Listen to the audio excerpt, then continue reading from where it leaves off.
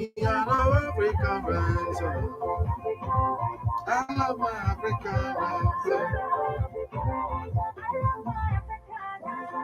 Oh, Africa rise up. Oh, Africa rise up. Me, I love Africa rise up. Rise up. Yes, check it out on Amazon.com. Hip Hop and Igbo Culture by us. All right. Like, subscribe, and share also. Thank you. You rock.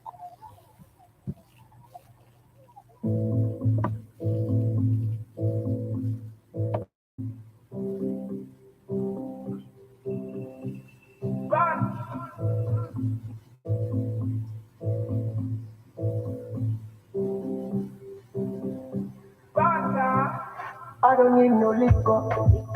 I'm intoxicated. You don't need a decoy. I'm so attracted to you. I'm falling for you, but I'm falling for somebody too. And I will say I can have this too, but I know say I can lose it too. Oh, I wish I met you sooner. I feel no days sooner. I wish I met you before my heart go conform. And then I wish I met you really. You gave body I could like you. I for the day for your kappa. For me, oh, baby, make I touch your your body fine and so, and you can do my more. But I wish that I met you sooner.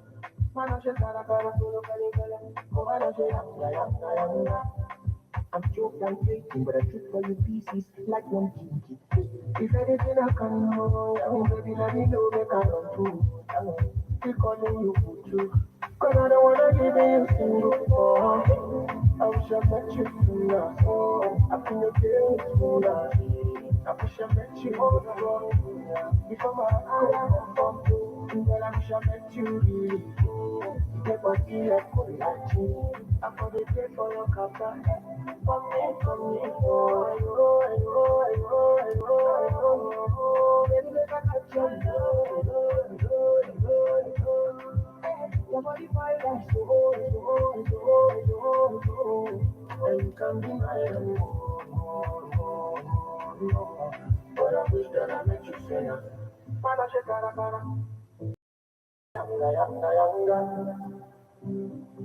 Timmy J on the track. I wish I met you sooner. I feel no days sooner. I wish I met you before. Ladies and gentlemen, tighten your seatbelt as we take you on this smooth ride. Let's go! This is the morning drive on 103.5 Ebola FM, keeping your morning engaging as we take you through the smoothest ride on radio. From 7 a.m. to 9:30 a.m. Getting your morning inspired, be informed. Let's interact only on the morning drive. Make it a date with Martin Efanshuku, aka Meta, from Monday to Friday from 7 a.m.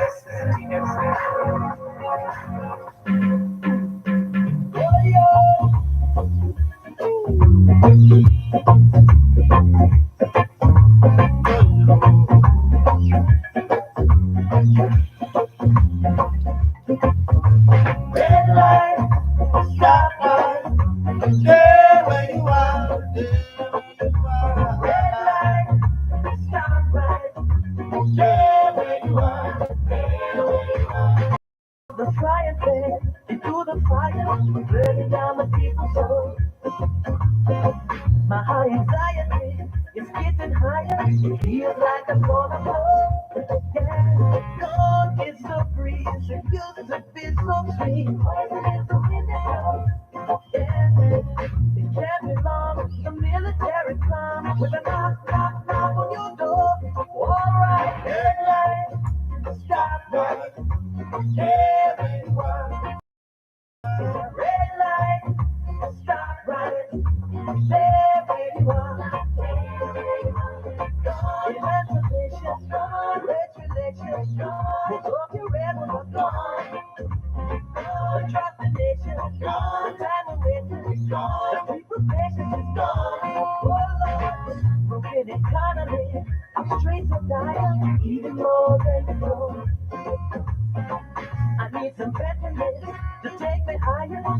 feels like I'm gonna blow. Yeah, gone are the days when people used to say everything is alright. No place to run, now here you come with a knock on your door. Oh, red light, stop right there where you are. Red light, stop right there where you are. Red light, stop right there where you are.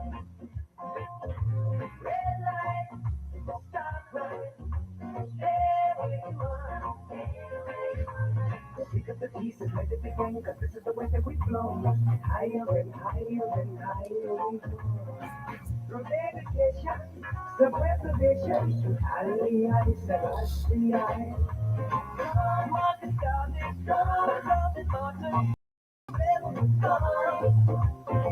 we lost our way, all you missed the day, because the rebels are gone, yeah, red light.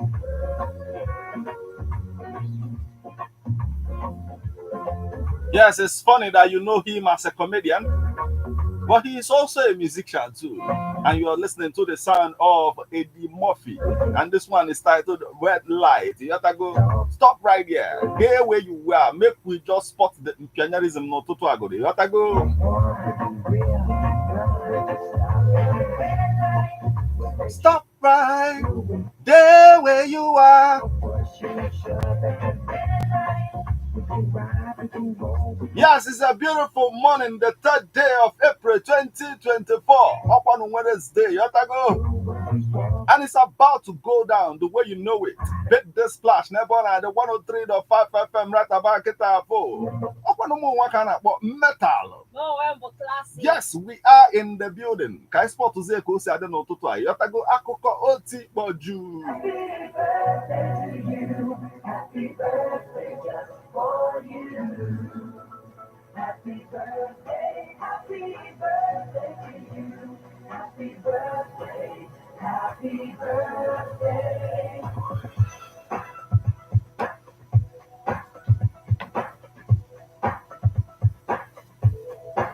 Asị na ihe niile nọ n'ụwa n'ọsọsọ ụmụ nwoke ka a na-love by what they can provide. If a man cannot provide, there is no love for him. A dog can be loved just because no melodious may go to a hair. Asị na nwa nkịta na ọmaka kwa emetụ aka n'azụ. A woman can also be loved. You have to go ahead because no much apụrụ mma nwee mkpụrụ iri nwee a lot of things. Packers va na-ekwu okwu a lot of things. You have to go ahead. Nwatakịrị amụrụ ọfụ can also be loved just like that. Mana nwoke will buy otu o si wee misite ya bụ cement ọfụma n'isi onwe ya otu o si gbasa mbọ ike ka o nweta ego eji wee zụ family ya lụọ ka eji wee love ya on a very good day. Akụkọ otu ikpọju onye melụ yọtago ofu granny ji wee kwuo okwu wee sị that a broken man, a broke person is a broken man. Nwoke ọbụla ego adịrọ na bịa ọ sị no a broken man. Mmadụ na ya anya sị amama ihe ikwu dịkwa gangster. Are you a leader of a gang? Ka isi ekwuzi okwu like this? Akụkọ otikpoju olugo mgbe o ji abụ mgbe a ga-eji wee celebrate ndị ike na-celebrate today, and ka si wee kọwara gị n'ifo na Eddie Murphy na-celebrate today otu a ka esi wee nwekwa a lot of ndị ike gasị anyị ga-celebrate kịta afọ. You can also become part of the conversation. You can become part of the celebration by sending your reactions via SMS or WhatsApp messages on 08096661035. Can you celebrate? We are here to celebrate with you right about it for you. Can it be for anniversary or wedding? Can it for chieftaincy conferment? We are here to celebrate with you.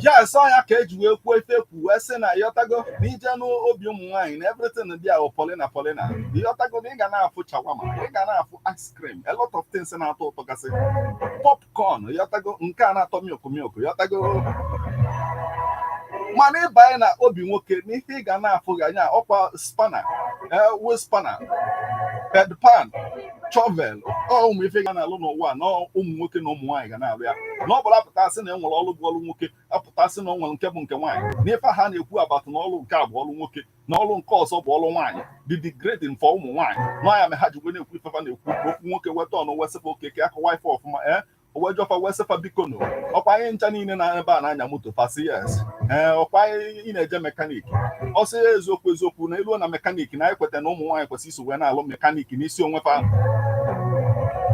mana ọsị ụmụ nwaanyị ma ụmụ nwoke yọtago moto gị ka o wee na-alụ ọlụ ọfụma ị ga-ekwe ka nwaanyị chenje ọtanetọ gị ha nchasị mba na nwoke ga-echenji ya akụkọ otikpọju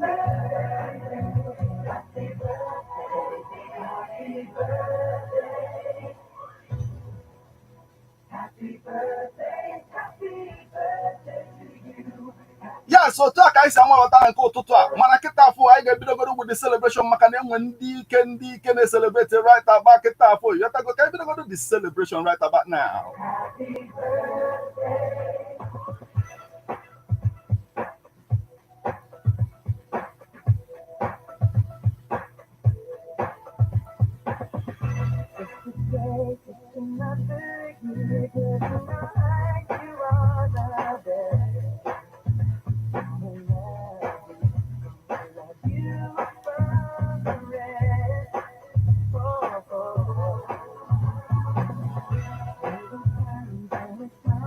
Yes, onye nke izi anyị ga-celebrate n'ụtụtụ a bụ a movie actor, comedian, stand-up comedian na-emesi ife ike n'isi onwe ya on a very good day megidele ife wee na-ajụ ya my brother kedu ka isi wee mekie enyere ya award na-ajụ ya kedu ka isi wee gaa ọ wasị na ya nwere advice ọ ga-enye yọtago young people ọ na-apụ etonyite ifefa ga-eme yọtago ka ha ghara inwe any problem na career fa otu nye nwa si wee gaa his own career ọ dị very smooth ọ sị na the first thing ị ga-emegoro first gị na-akwụ tax gị ọfụma ọ sị na the second thing ị ga-eme bụ onye ọbụla wepụ afa nwunye Will Smith n'ọnụ ya kịta afọ akụkọ otikpọju. Anyway, a lot is happening, but onye anyị na-celebrate kịta afọ wee bụrụ Eddie Murphy. Eddie Regan Murphy was born April 3rd, 1961 in Brooklyn, New York. Yotago Amwea for his movies. Coming to America, a lot of movies. Today, I am here. Yotago a lot, but we celebrate him today. He was born, so we celebrate him this morning. Happy birthday! Yes. Oh, Tuako Sadi Ketafo, get involved. Let's celebrate you too.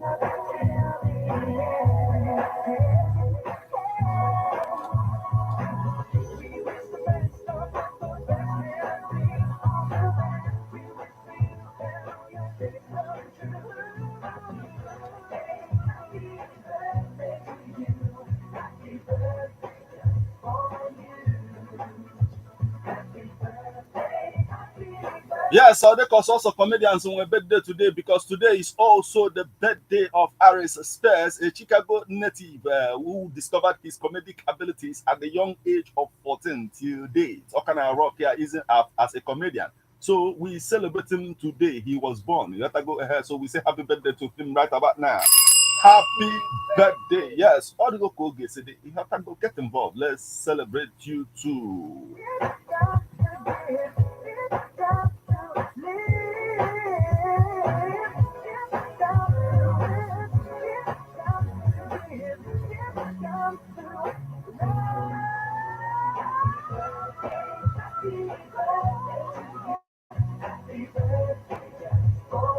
Yes, another person I know celebrating right about Ketafo, Webolo, American rapper Nwoke Nwanyị. Yotago Obo Nwanyị, man on make a Nwoke Niso on a very good day, who goes by the name Young M.A., born April 3rd, 1992. Yotago Ine Kwoku tomboy. Oh, Nyake Nanye, where so this is what we call being a tomboy. So we celebrate her this morning, Yotago, because today she was born in April 3rd, 1992. So we say happy birthday to her right about now. Happy birthday. Yes, get involved. Let's celebrate you. I want a lot of Ndike I get celebrate to get that for. Happy birthday to you. Happy birthday. Happy birthday.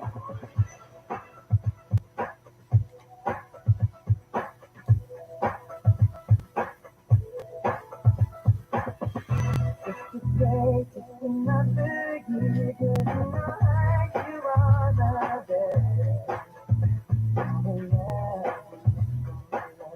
Yes, right about for today is also the birthday of Charles Sonnen, American mixed martial artist, podcaster, and television personality born April 3rd, 1977. So we say happy birthday to him right about now. Happy birthday. Get involved. Let's celebrate you Kitafu because on Ayana Tabago Naija, Kai celebrating Deacon celebrating a Naija Kitafu.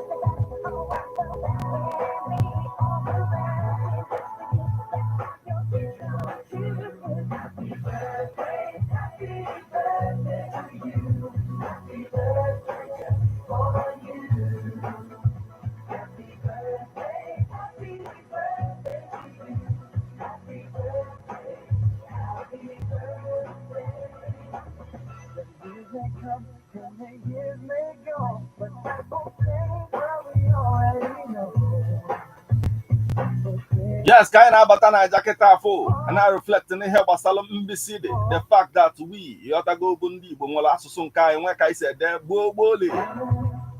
Well, we are related to Ihebastala Egypt, the fact that Africans were the first people that lived in Noah. And because of that, you know, the reading culture must be maintained. I got build on it. You have to go Bidokuboku libraries, a lot of things I can equip. So, Anyamelo, I do when hip hop and Igbo culture on Amazon.com. Check it out right there. Authored by us faithfully, Martin Efa and Chukwueke. Yatago and right about it for I have Batago one night. I celebrate and Deacon celebrate.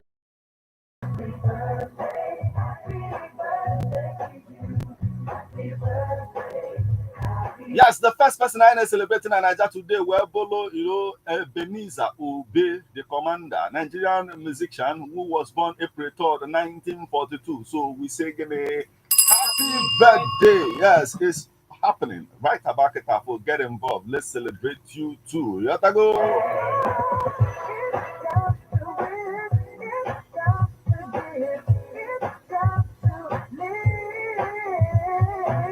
Yes, the next person I know celebrating Ototo Awebolo Oladipo Dia, Nigerian politician born April 3rd, 1944. So we say happy birthday to him. Happy birthday. That's what it is. So we're celebrating this morning. If we're going to go see Ade.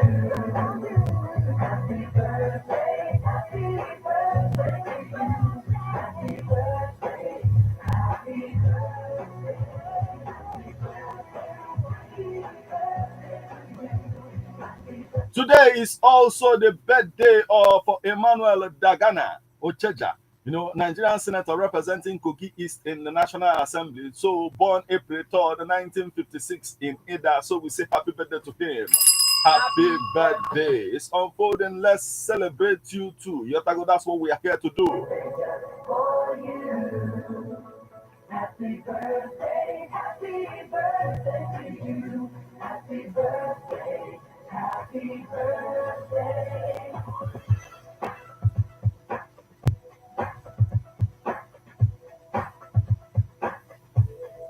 It's unfolding because Atabaketafu today is also the birthday of Ugo Ihemelu, an American soccer player born April 3rd, 1983 in Enugu. I say again, happy birthday. Yes, it is what it is. It's about time.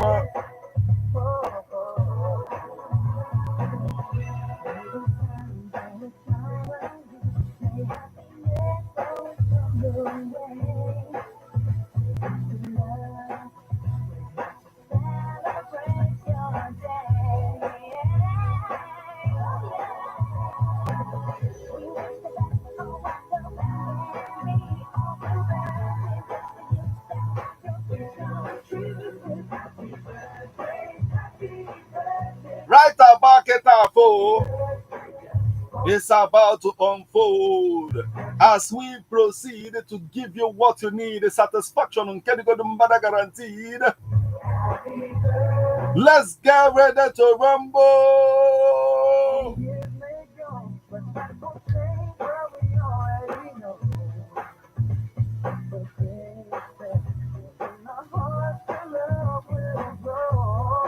Yes, it's quite funny what civilization can do. the fact that civilization had to go on a very good day. A lot of people went some coats in back in the days. Gabo some things I say back in the days and that wasn't possible today. The fact that cannibalism was, part of our society back in the days, about today, those things are those. Onye na-eme ya bụ ife akapati akịta afọ ya tago Matthias Mata gabon kia ego selling the gas na kirikiri will be his keske.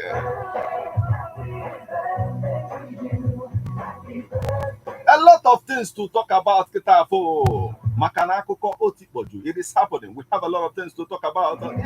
Grandma na-ekwu about a man being broke. Now the man is a broken man. Ụmụ ife niile a ọ bụ si ha ga-agbasị maka ya taa afọ.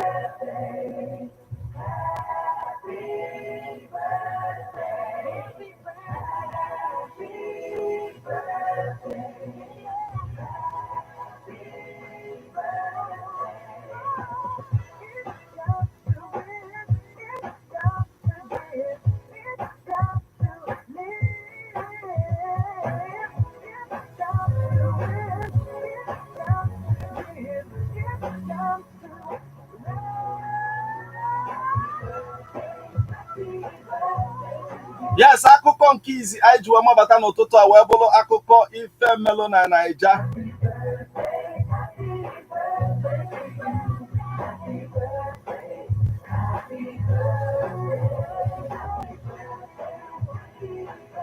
Ọ nwere ndị ga-abụ on a very good day ọ bụrụ na abịa nwefee ebe fapụrụ ụdọ ụmụ ife niile a nke ikpeazụ a ka anyị si afịa na Nigeria. A lot of people are now question nke ka idife ga-esi wee dị possible in the first place.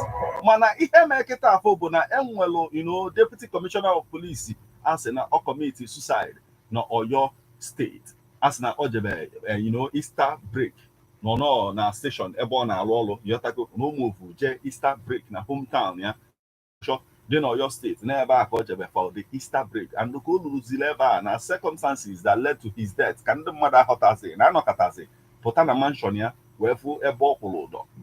Some people na-ajụzi ajụjụ, so senior police officers were na-investigate the situation wee na-asị ka eko ya esiri possible because na onye a na-ekwu okwu ya bụ onye retirement ya lụbego, so kezi ọ na-akwụzili ụdọfọ kedu ife bụzi the problem and all of that. Ọ ya ka ha na-apịkọ si na ọ dịrọ possible na ọ ga-akwụ ya bụ ụdọ. A na-akọwa that the Deputy Commissioner of Police bụ Burahan Olugbemi D50 na nwelọ ife ga-eme ka ọ kwụba ya bụ ụdọ on a very good day because na olubego mgbe ọ ga-eji retire from active service. Now, however, they said that the body of the 50-year-old police officer was reportedly found alone in his mansion. A United Nations medalist in law enforcement and administration, Olugbemi has served as the ADC to the late Oyo State Governor Alao Akara, who he was DPO, area commander of at Aja in Lagos at the time. A lot of things are go omego over time. Mana police, Equator, Noga Podo.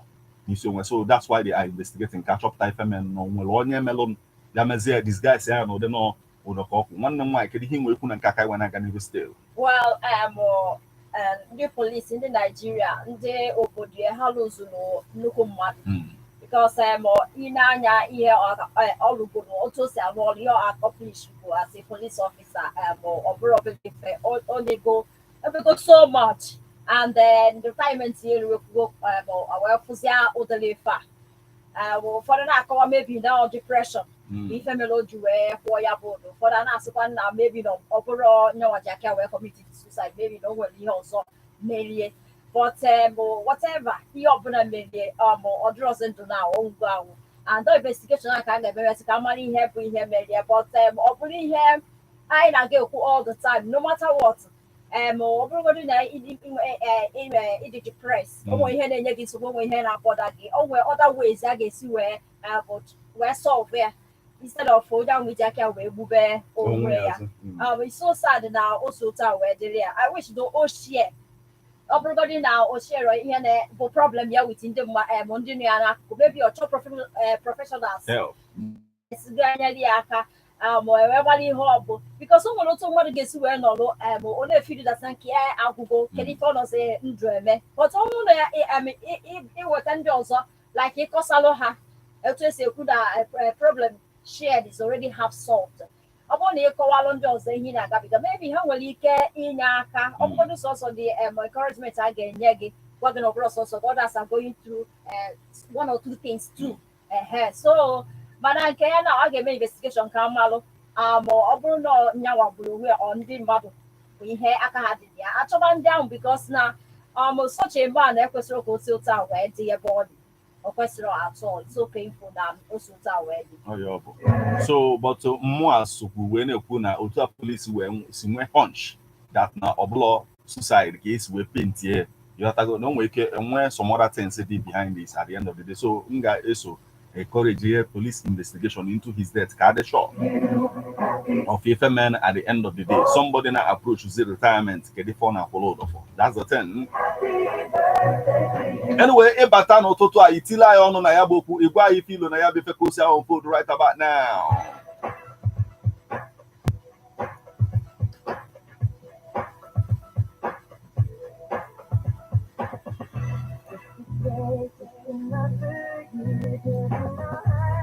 Akụkọ otikpoju. Yes, akụkọ ọzọ anyị ji wee mabata n'ụtụtụ a wee bụrụ na Lagos steeti gọọmenti ekwugo si ejisi n'ụkwụ across ịghọtago ebe enwe pedestrian bridge ịghọtago na ha chọzi ka moto na-akụgbu ndị mmadụ because na nke ikpeazụ a ihe moto na-akụ ndị mmadụ da side adịrọ mma ịghọtago ịnọdị n'ihe dịka ochodo kịta ịfụ na ị ga-agbafenwu ili jos gbafee ozugbo ochodi advance baba ebezie n'ime Ikeja but on a very good day enwe pedestrian bridge ị ga-eji nwayọ gbago iwe jee lituo gbaga anya ịgazie n'elu the bridge wee jizie nwanyị lituo wee gwọrọ ụkwụ wee gbadaba wee gafee UBA wee bịa ochodi ya ịghọtago a lot of people are like guide ije a but nke ikpeazụ a enwelụ ndị akpọrọ ndị kai ịghọtago ịma na achọ ịchụ mmadụ ọsọ from somewhere kai ma ọ chọọ ịchụpụ ọkụkọ somewhere no kai but kai nka nna gwa gị bụ ịghọtago body Lagos State Government gana make sure na ndị mmadụ na-eso usoro ihe a na-ekwu ịghọtago situation whereby na ha chọzi mmadụ dị a ndị niile cross ọnụ na emefe arrest 46 persons were arrested mana ofu onye n'ime fasi chakwa na o nwekwa ife ya eme ka arrest ya onye nke nwaanyị dodoli ya nọ na nwa dodokwa nke nwaanyị ahụ wee nụsabịa ọgụ a na-ekwu na ọ nụsabali ọgụ bụ ife amalị ya na-eme na ọ dọkasị ya uniform o ji alụ ọrụ ekwechiri asị ya na-asị my sister ya afụ kai ọ ihe ha gwara ya kwechili ya till the end yọtago mana kịta afọ sentence gị etu 4 months in prison na ọ ga-akwụ ya 4 months for ịnụsọ onye kai ahụ ọgụ ka o si adịrị ya my sister kedu ka ị wee kwuru ka anyị wee na-aga n'iru still. Well, this will I got your story. All I thought, but I'm very fan at all. Because near the mellow in a buka or where they don't do battle. Yes, not I had out on the ham or sister. Every car caught so wake out. When I think the process is a cost. I was calling him Maggie in a go again or now. So in this case now, it's the funny out here. Can you never funny here? I like baby, I like a baby. So there's no need to reach the way. But I forgot now do so before. There were reason that you made you sound. And I wish now all gallant. See you to see where see Hasi Nagazi, where Gaffer or Cadirolo or so. But Hage Belly, Makana, I'm on Nigeria, no tona gam arty. Mogo for the I got like a anyway, mana enye 4 months or ya akwakwa the 4 months so to si on very good. Every make the gift with onye na alụ government all once no that hot no no jide gi ni fe ngini akpaba maka ya benu maka ya instead of nke itidezi efe dokasi bia akpa and all of that. You just talk you go see no na ada nwanyi kiri wi nwachukwu ka ebo na na wow. I was any about nwanyi kiri wi nwachukwu imalo no nwande bo ya ha gba ada nwanyi power mic on a very good day. It's a power jam or power. About for belly face, some folding right about it.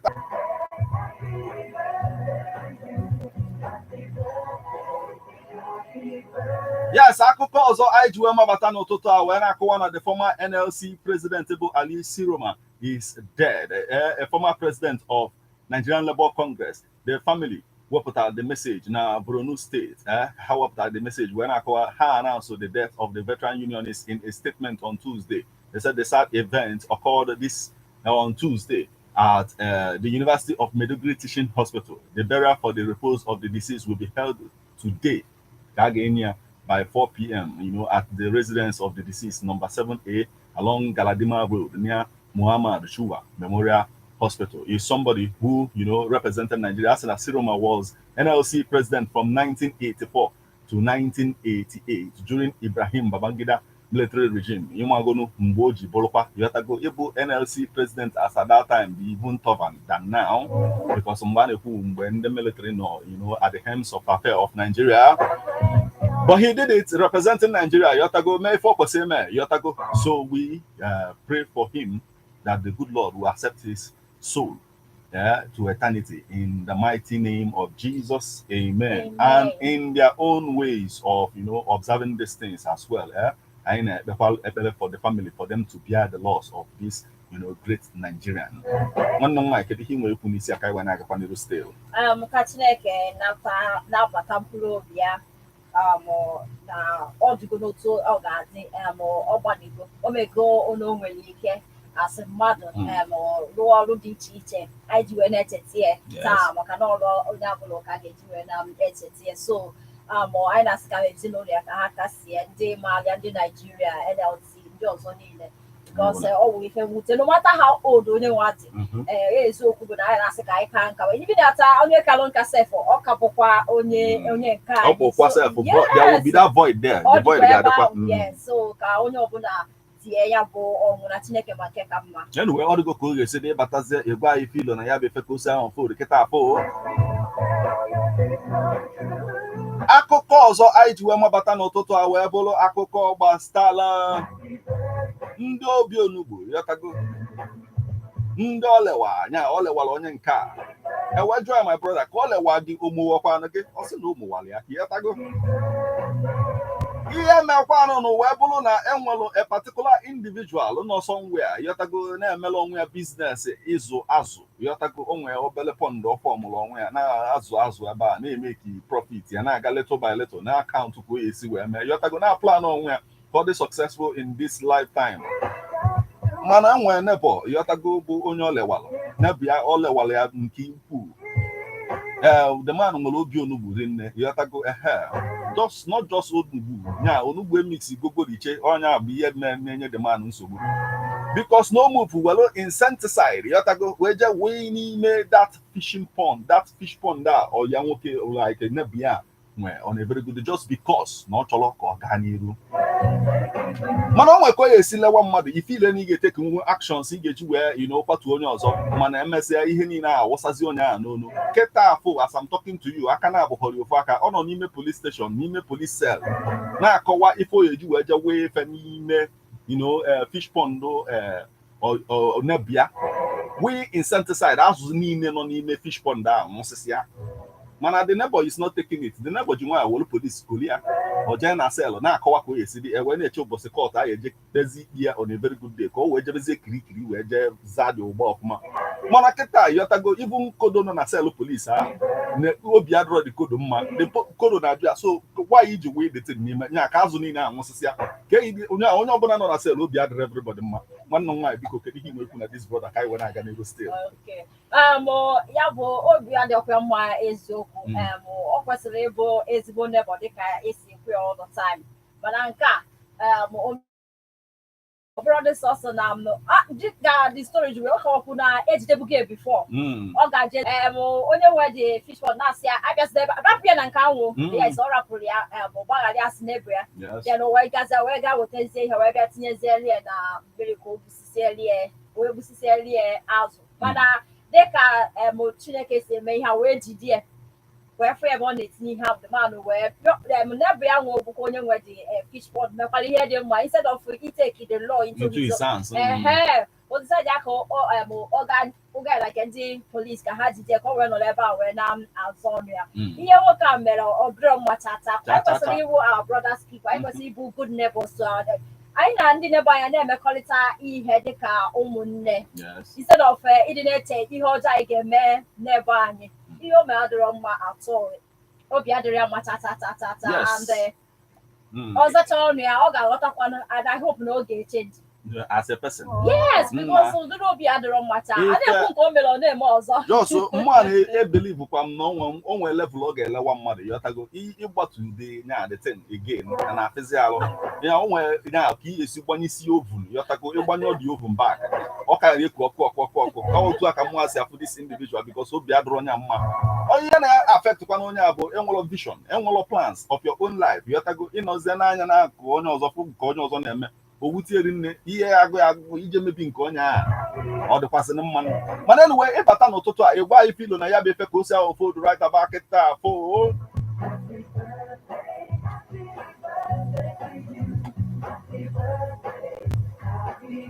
yes akwa nke na-enwe grandma sị na a broke man is a broken man na ị na-anya ọfụma ifu na ọ dị broken asị ya mama ka isi wee kụzi dị taa a broke man is a broken man. On young mellow is sister Juene advice on Toto. Yotagona woman, now go woman and how Baba Fala. If any man of the broke, don't go close. Or also quite up on 1 year working. Or now go 1 year working approach in Nana, a weapon and 1 year worker and a Gadriana. Gena, get a lot of also or you.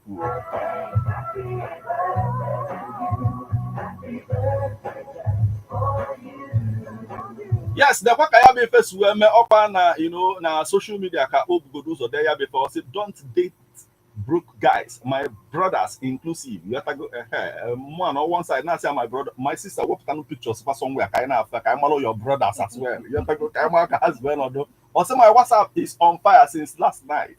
Someone should call the fire service for me Beacon. Plenty messages from men willing, but I managed to screenshot this particular one. I said, don't date broke guys, my brothers inclusive. Or whatever. Okay, where Jobia, my sister. Broke ladies, urgent 2K ladies, or Sunday, I want my hair before I come. You want to make your hair before you come. They send me transport before I come. For my sister because why you feel only when I got you still. Well, I am onye ọbụla na-ekwukwa n'otu o si wee fịa na otu o si wee na-aghọta ihe na-eme dịka a pointịrị out nke na ekwesịrị ịdị na-edeti ụmụ nwoke dị broken then a na-pointịkwanye out what of ụmụ nwaanyị because na ka a na-ekwukwa na nke ụmụ nwoke ka a na-ekwukwa na nke ụmụ nwaanyị yes. And according to her, maybe no one go eat off road you and yes. Okay. Yeah, call life off for my sister. Just call about things happen. But already have you done more than a debt to your broke. Okay. Maybe only the 1 or 2 help. He help why else go now where fly to make ego and other things. Life I don't want good. Of which I now for or go for the our society and yellow for the okay aka. Because now I can in our area, and I expect more than in Nebutalo, Epilonia, all of a sudden like that. Before the getting why for that is to and everyone and Kaya now maybe na one man date, but when they get talk about a matter of personal choice. So to yes, you chop so come where the one guy eat it. Then come why and I cook for urgency. Opera funny name. The opera honey then a queer. I want myself he got offer a go has to give no. My sister on one kid on the Akatake pass salon number Funadi who actually go because I cook Otipoju. If you go near the thing is that in as much as I advice, I made you opportunity when any advising them, make no more I can okay, not just on a peak equals to what I have before. Even who wear bolo na you have to go. Do not, despise the days of humble beginning. Humble beginning, guy, broke people. You have to go. Oh, you have to go. Zero to one humble beginning. Anyway, if I turn to a why kiss where for your people sound food right about now. Akoko Otipoju. All of one of them go to for classic. Gakola 1 or 2 guy when I got you still classic.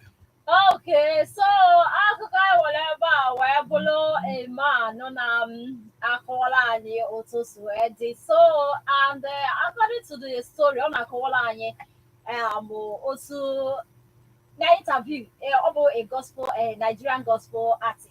Okay. So when I cover that na near that charge ego. Josephine Oyeka. Yes, near that charge ego iwe perform yet.